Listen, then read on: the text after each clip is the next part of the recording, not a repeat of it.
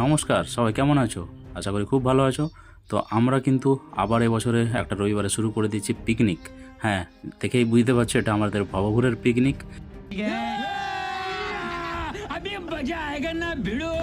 তো নদীর পাড়ে একটা সুন্দর জায়গা, মেদিনীপুরের একটা পরিবার পিকনিক স্পট।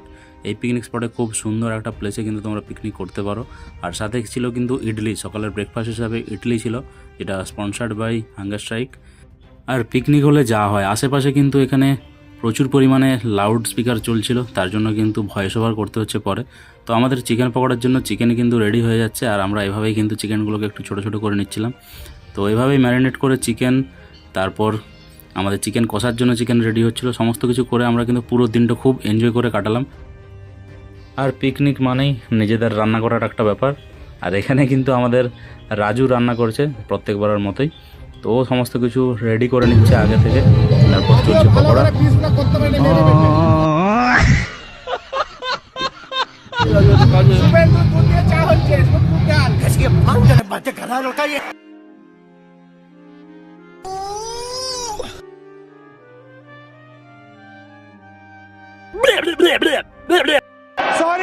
सॉरी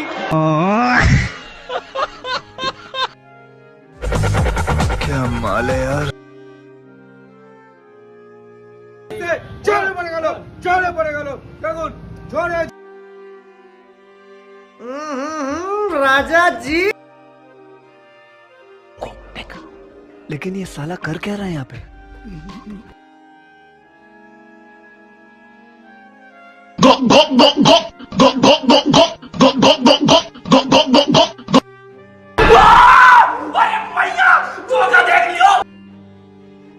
चल चल चल चल चल।